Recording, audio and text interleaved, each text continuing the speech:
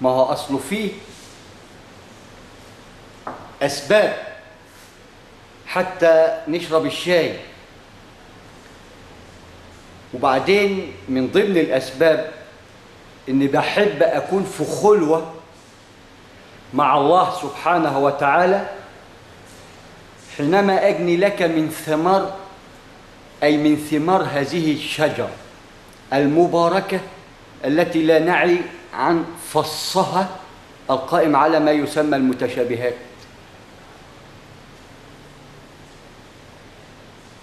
فبدور وبنقب علي أهتدي إلى هذه الأزواج اللي هي تشكل لنا فص الفول اللي هو وجد ربنا سبحانه وتعالى طعام للناس والأنعام مع مراعاة الواو. فعلشان كده أنا بخدم نفسي بنفسي. You speak English, help yourself. You understand؟ فبناء عليه بنقول اجتهدوا. على الاجتهاد يكون سبب يرتدي غاية في شكل وسيلة الآن قائمة على قانون ما يسمى الغاية تبرر الوسيلة. فلا بد أن تكون الغاية خير غاية حتى تؤتي بوسيلة تكون لك من الله عون، لأن هذه الوسيلة بمقياس فسيلة ستكون لك سبب لأنها قانون.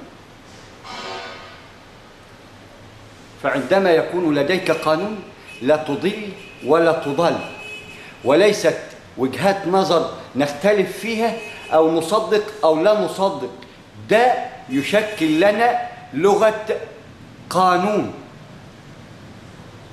وهو على ما تعلمه قادر بما يسمى كن. فعندما نعي مصطلح كن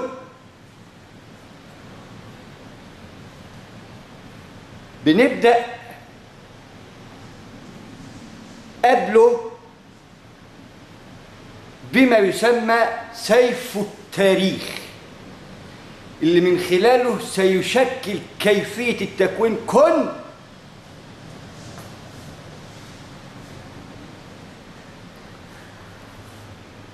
فعندما يقال كن يوجد لها ما يسمى توقيت زمني، وهذا التوقيت الزمني يشكل لنا التاريخ.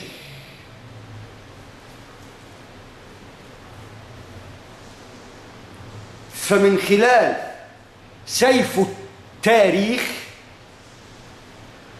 قود يعلمه الله ثم الكثير من عباد الصالحون أي الصالحين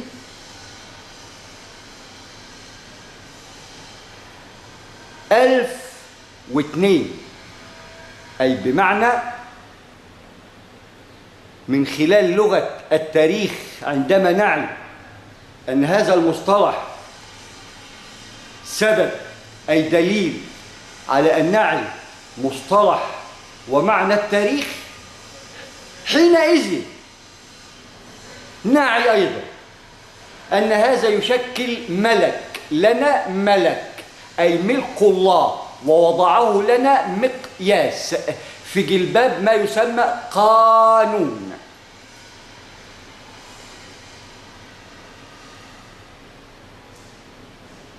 فعندما خلق الله قانون لابد أن نعي مصطلحه كقانون،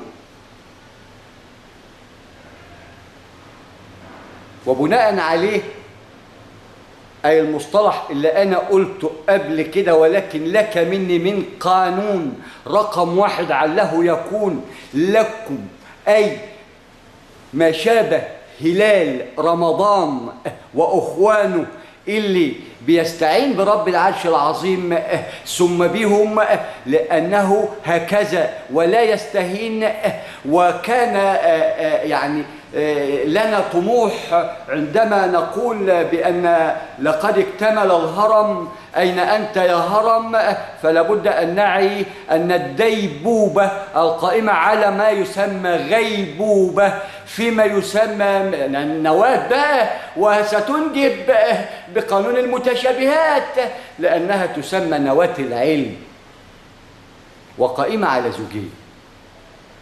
فمصطلح قانون بنعيه من خلال سورة قاف. قاف، فقاف تعطينا دائرة مغلقة يرتقيها زوجين من الذرة. قاف دائرة مغلقة يرتقيها زوجين من الذرة. هذين الزوجين يشكلوا لنا أول الأزواج، أول أزواج الرتق.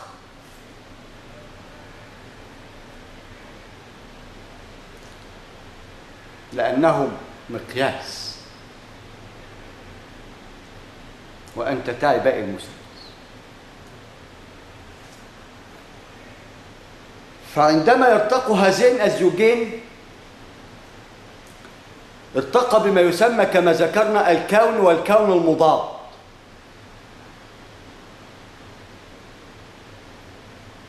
كما تفضل أستاذنا الفاضل. فمن خلال هذا الكون نرى فيما يسمى تاريخ، وبناء على هذا التاريخ أتتنا كده إن في قيامة قايمة اصطدام كلي وجزئي بعالم ذري كوني ستقام الساعة في 21/3 على ما.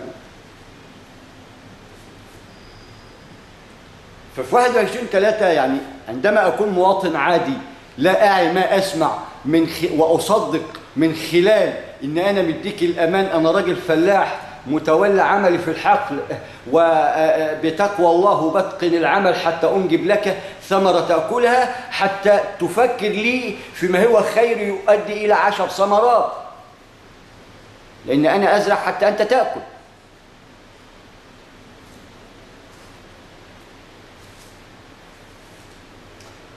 هو ده المقياس. فعندما قاف قام ظل يشكل كونين، كون وكون مضاد، كون محسوس وكون مضاد مؤدي إلى تنافر، مما أدى لتجاذب العناصر الذرية كل عنصر بذاته. ويوجد لدينا عنصرين ذري،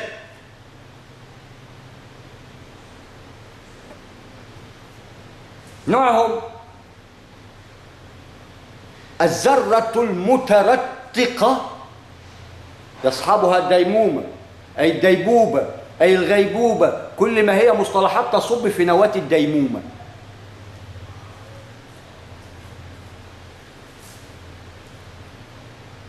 الذرة المترتقة تسكن لواقح الرياح لأنها تشكل هذه النواة حتى تكون لنا مقياس أولي حتى لا نضل ولا نضل. دائرة مفرغة هواء.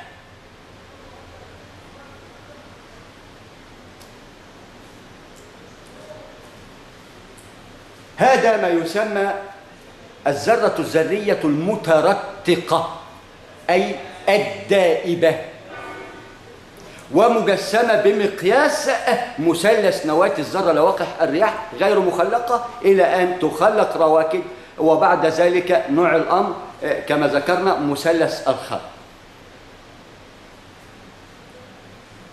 فالذرة الذرية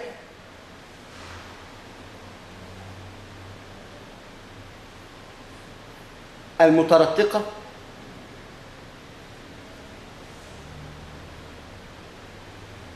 مقاييسها ذرية لنا إحنا، لأننا من نراها بالعين المجردة إلى أن نلبس لها ميكروسكوب ومقاعد حتى نعي الكيفية القائمة على ذات الرؤية. حتى نعي الميمنة والميسرة، وحين ذاك أعطانا روحه وغدوه حتى نرى الميمنة والميسرة، 4 إلى أن نرى أعلى وأسفل، 6.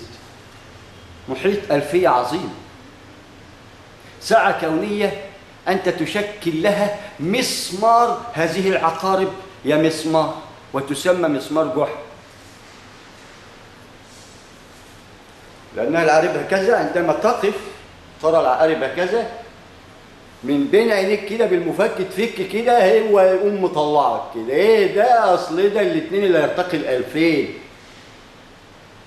بقانون انطلقوا الى ظل ذي 3 شعب، يديك ابيض مدار النجم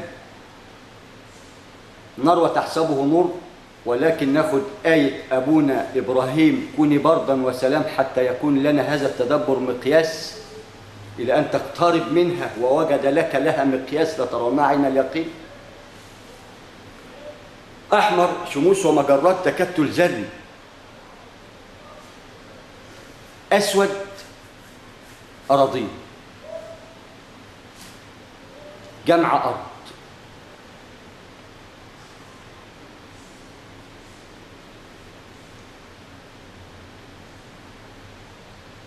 عندما تقف وترى عقرب، هي دي الساعة الكبرى يا سيدي اللي انت مسمرها، أي محور ارتكازها، أي الناطق، لأن هذا ما يشكل الثقل الأول حتى نعي الثقلان، إلى أن نعي أن بينهما ثقل خفي ولكنه انضم إلى ثقل حتى يكون مرئي من خلال التجميع بقانون يوم الجمعة الجامعة، تكون لنا مقياس.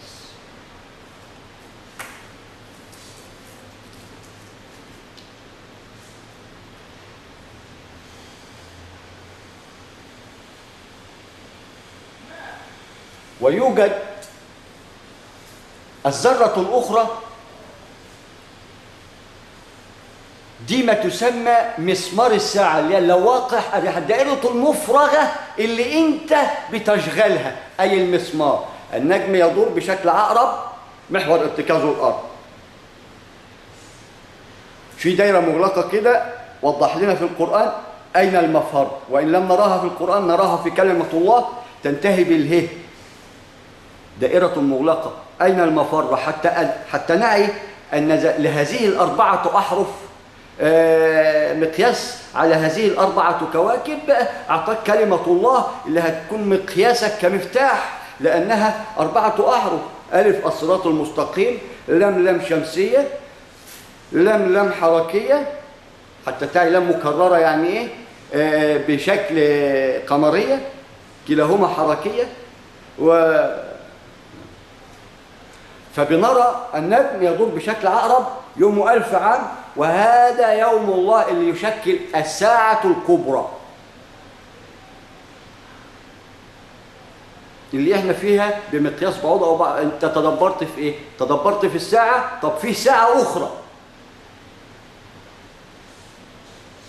الساعة الأخرى أعطناك نصها، تاريخ حتى لا تضل ولا تضل، اسمه تاريخ ميلادك، واسمك يحمل اسم هذا الملك. امال انت خير، ما هو كل دي ملائكه لانها ملك للرحمن، وانت خير ملائكه خير من نطق علشان ينطق.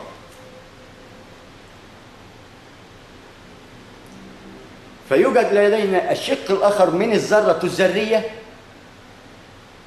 حتى تعي كيفيه الرق، زوجين الرق. ذرة مجسمة، هذه الذرة المجسمة تشكل لرب العرش العظيم مقياس الذرة اللي بنراها بشكل رواكد داخل هذا الغلاف الهوائي اللي بيأوي 3 عناصر: ماء، نار، تراب، مغلفة هذه الذرة الثلاثية بهواء. يبقى دون 4 عناصر، هذه ال4 عناصر يعرج يوم الله ال1000 عام يعود منهم رقم 5 يدلنا على، يبقى نقبنا هنا لقينا 4 فقط. طب الخامس ده جالنا منين؟ دل على رقم 5، ده مستخبي ده ولا ايه؟ لا، اصل متحدد بصرك عليه، اصل اللي يعدي انت فيه ده قطر ويعلوك 10 اقطار بقطرك ده، عد بوصله كده 10 اقطار ويسمى ذراع. حتى تعي ان الذراع قطر، اداك الذراع حتى تعي ان يوجد، واعطاك مصطلح قطر حتى تعي ان هناك يوم خاص حتى يجمع لك ما ستبني به المناسك، لأن دون الحديد تراها مترتقة ربط لا إحياء فيها ولا حياة، لسه ما خدتش الأمر وتحملها لواقح الرياح. فبناء على الذرة المجسمة اللي شكلت لنا مقياس تسكن لواقح الرياح كمقياس ذرة ثلاثية بعددنا إحنا، رقمه هو بيبدأ من 4.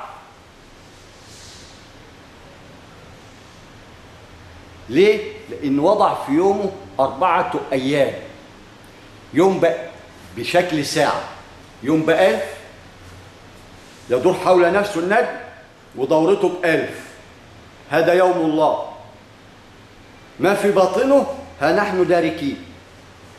عقرب آخر بشكل شمس يومها تدور حول نفسها يومها بعام، هذا عقرب رقم 2. رقم 3 عقرب القمر القائم على أهلة، والأهلة مواقيت وميقاتها مثلث نواة الذرة 30، 3 مثلث والصفر نواة الذرة اللي جسدت من خلال الذرة المرئية اللي بتسكن لواقح الرياح، اللي أعطتنا ال4 عناصر اللي بيسكنها مثلثنا إحنا، اللي من خلال لواقح الرياح سنفرغ هذه لواقح الرياح ونتعاطى هذا المثلث. ولكن قبل أن تفرغ اعلم لما تريد هذا المثلث حتى تعي أين تفرغ، لأن له مكان. ما لو فرغت يبقى أنت لسه ما انتش فاهم حاجة. العملية مقياس أي قانون يشكل سيف التاريخ، القود 1002 من 1002، هذا القود من خلال سيف التاريخ. فبناء على سيف التاريخ يعطيك رقم أولي 1002. من هنا بيبدأ مكالمتنا ليك أو إلقائنا عليك، بنقول لك من 1002 إلى، يبقى من وإلى 9 والتسعة 9. على ماذا 9؟ على زوجه أي أباهما أي رباهما ربيهما. وناخد المتشابهات مقياس، وهناك فرق بين الخالق والمخلوق. تبحث عن زوجها، من هو زوجها؟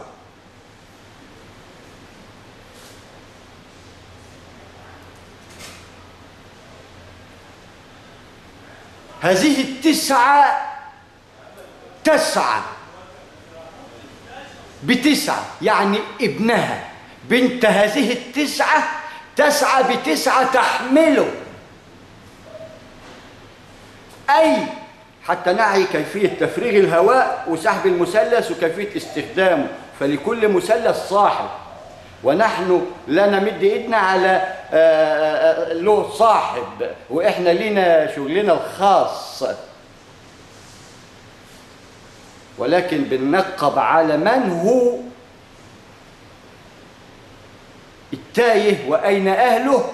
فعندما يعي القود من 1002 الى 9 والتسعة 9 على زوجها ربهما، من هو زوجها؟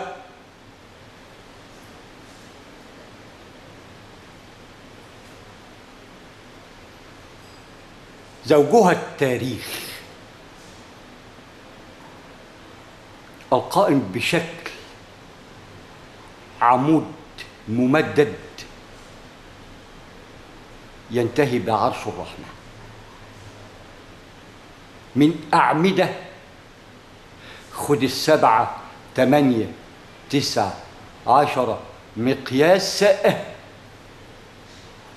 وفوق ركب هذا المقياس 10 واحد تاني، مش فيه مقياس 10 وبس، ويزداد مثلث ما لا عين رأت ولا أذن سمعت ولا خطر على قلب بشر، حتى يتمكن من كيفية التحرك كواحد تم فصله أي انفصامه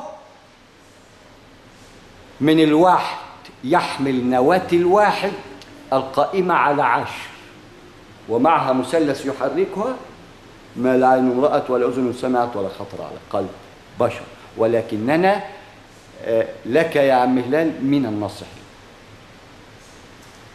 حتى نعي كيفية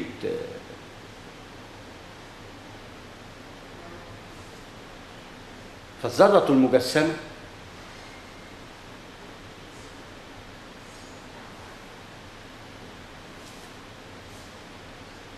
لرب العرش العظيم هي الكواكب. تكونت هذه الكواكب من مثلث نواة الذرة لواقح الرياح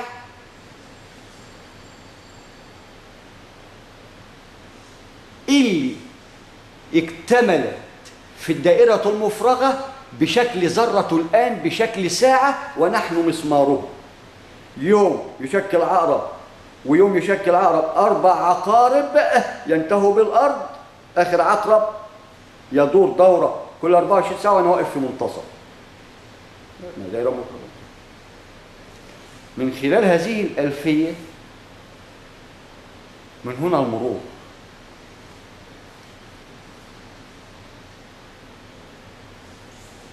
اتنين علشان نسي 2 خدش باله ان هم بقوا 3، اصله ما حسبش نفسه. لو كان حسب نفسه كان عرف ان الليله ليلته، بس يشتغل على ما فهم، لانه ما يسمى تعاون ويلتدج الباب بر وتقوى. بر نعين بعضنا البعض، وتقوى إتقان العمل حتى لا يضل بعدنا أبدا، فنتكاتف من خلال القانون. واللي لا يتكاتف بلا قانون فنحن منه أمام الله براء، لأن القانون يشكل لنا هنا الله، لأنه وضعه لنا قسطاس مبين ومعلوم نحكم به، وإن لم نحكم به فكفرنا به، وعندما نراه يبقى فيها الشرك ويبقى فيها مشاكل. فقانون وضعه لنا قسطاس مبين يشكل ساعة كونية. ونوضح فيما يسمى الساعة الكبرى من خلال سيف التاريخ 1002 إلى 99، لأن ظهر زوج هذه الدنيا اللي ولدت وأنجبها هذا التاريخ، وصارت ابنته وزوجته وأخته وخالته وعمته، ولكن أعلم الكيفية القائمة على الذات حتى تعي أن الإنسان هو النواة.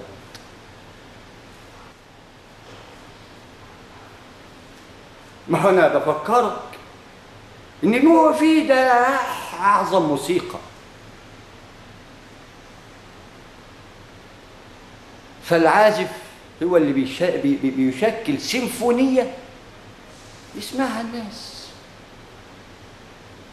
فقاف عندما ارتقى الزوجين، هذين الزوجين أبونا آدم وأمنا حواء وبينهما مثلث الحرم للذكر مثل حظ الأنثيين. قلنا لسه ما نزلوش دستور ولا كتب ولا قرآن، دخل كده فين ايه الحكاية؟ مفيش اللهم جنبنا الشيطان اللهم جنب جميعنا الشيطان، ولا قامت بادئه الليل علشان ايه؟ يبدأ ينزل له ما يزكي حتى يعي أنه طالب علم. طالب علم طالب علم، غير ذلك لا يكون ولن ولم ولا، لأنه قانون. وعندما أقول لك قانون تعرف تقاء أول الأزواج من خلال آية قاف، أي سورة قاف، من خلال قانون المثلث الكوني تتدبر من خلال مقياسه قاف، لأن قاف حرف ولام حرف وميم حرف وألف حرف.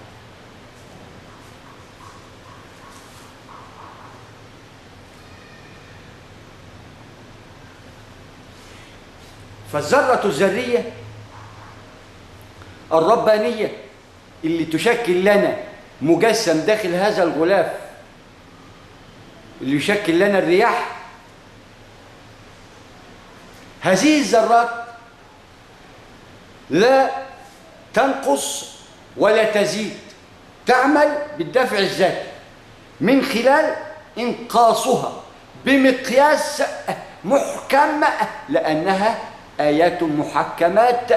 وإن للخلق لموسعون، بما أنه يتمدد، ولكن التمدد ليس تمدد حجم، ولكن يسمى منجب، لأنها دائرة مغلقة محاطة ب1000 عام مما نعد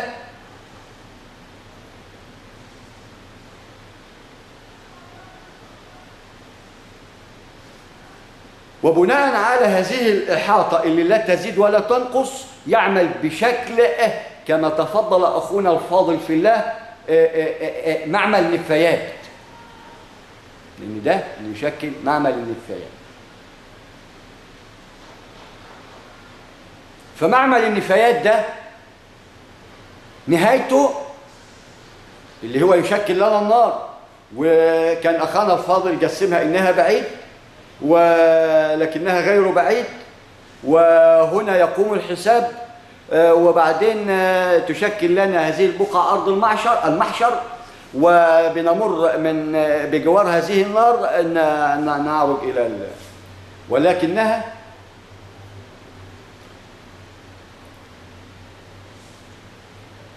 وجهة النظر اللي يوجد فيها خلاف على الكيفية القائمة على ذات ما يقال، أي الحركة اللي هتجسم من خلال ما يقال من محكمات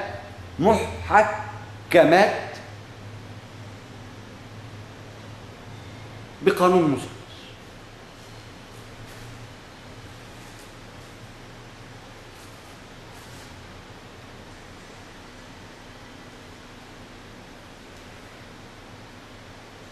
هذه الذرة بالنسبة لمقياس رب العرش العظيم تشكل له مقياس ذرة، يعطينا دلالة لكوكب من الكواكب بقانون المتشابهات، أعطانا مقياس النجم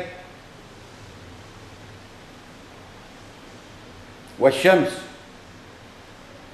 والقمر والأرض، 4 عقارب، يوم ب1000، يوم بسنة الشمس، يوم بشهر القمر، يوم ب24 ساعة الأرض، 4 عقارب يدوروا بشكل عقارب مع مراعاة الحركة الحلزونية كما ذكرنا.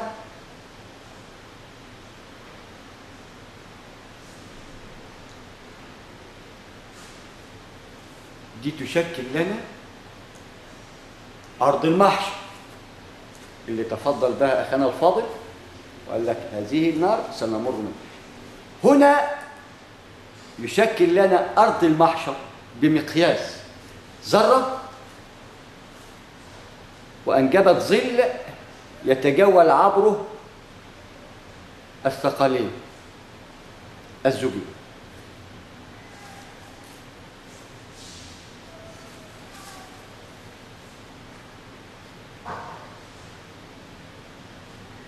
هذه الذرة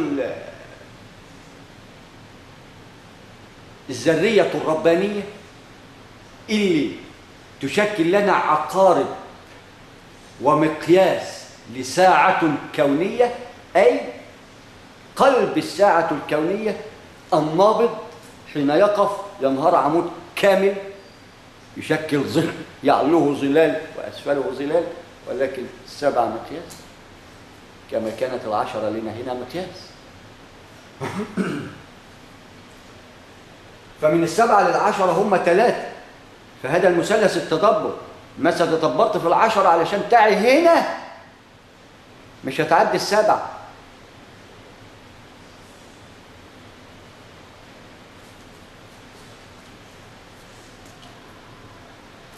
ووضعت لك الذرة جنب 7 مقياس لل70.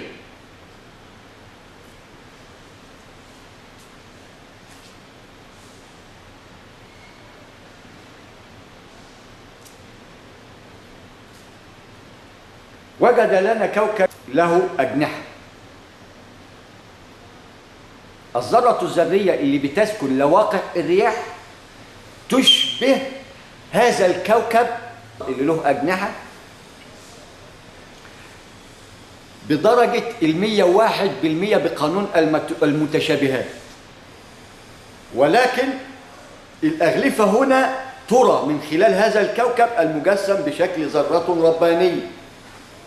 ولكن الذرة الذرية اللي هي مقياسنا احنا مقياس النمل اللي بتسكن لواقع الرياح، العفارة يعني العفراية اللي بتطير كده، دي 3 عناصر مغلفة بلواقع الرياح بتطير بشكل عمد ممدد، ترتقي مشوارها سبحا طويلة لجواري خنس لا يعلمهم إلا الكنس. الخنس الغير مجسمة اللي ما تسكن لواقع الرياح اللي ستنجب هذا وذاك، ولها هنا مقياس وذكرناه، تمر بالكنس اللي لهم فلق بمشابه القطار، له محيط لا يتعداه 1000 عقرب، 1000 عقرب عام لا يتعداه، قضيب لا يتعداه، 3 عقرب القمر شهر قضيب لا يتعداه، الأرض قضيبها لا تتعداه، لأنه مقياس بشكل سباعي متساوي الأضلاع يعمل بهذا الشكل.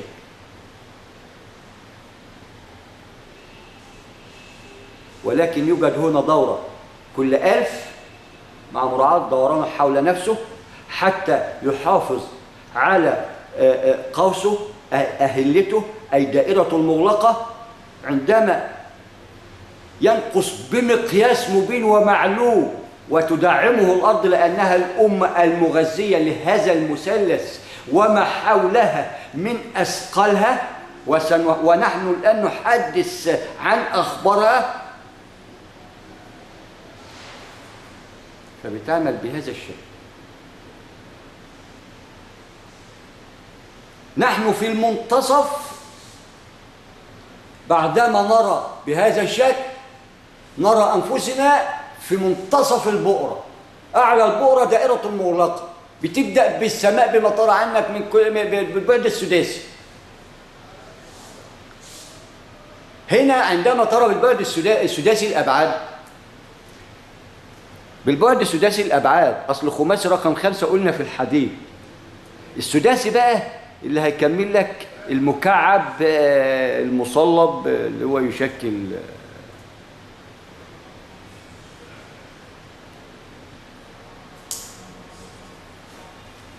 مستطيل. فهذا الكوكب يشكل نفس هذا الظل القائم على أبيض مدار النجم، أحمر شموسه ومجرات تكتل ذري، أسود أرض جمع أراضين كما نجم جمع نجوم.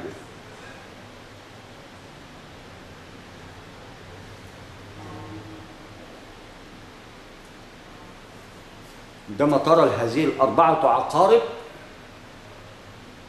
تراك في منتصف البؤرة تماما. ايه ده؟ ايه ده الدائرة المغلقة دي؟ أين المفر؟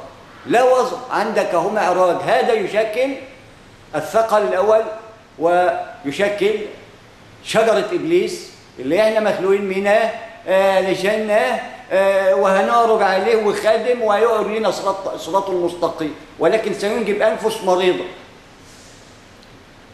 من خلال مثلث النفس المطمئنة واللوامة والخبيثة.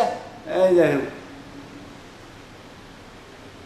اللوامة المطمئنة واللوامة والخبيثة. هذا المثلث سنشرحه بعد ما أن ننتهي ويأتي صاحب هذه النفس الطيبة، عشان هنجمعه هذا المثلث. سبب شرحي بقدر المستطاع وبقدر ملخص توضيح حتى يصل المفهوم للعامة، حتى لا يخافوا ولا يخشوا، لأنها مقاييس كونية وضعها الله سبحانه وتعالى. ونرى الانفجار اللي بنعمله احنا مقياس الشظاير بتروح في اي اتجاه كده، خربتها البحيرة مركز أجدها ليه.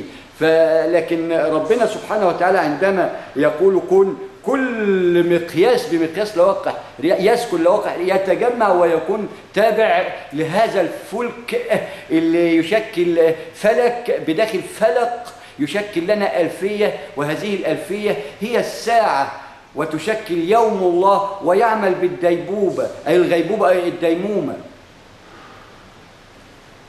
فعندما ترى هذه العقارب يوم ب1000 ويوم بعام الشمس ويوم بتيجي تبص كده تلاقي نفسك ايه ده انا في المنتصف حتى لو كنت في اخرها.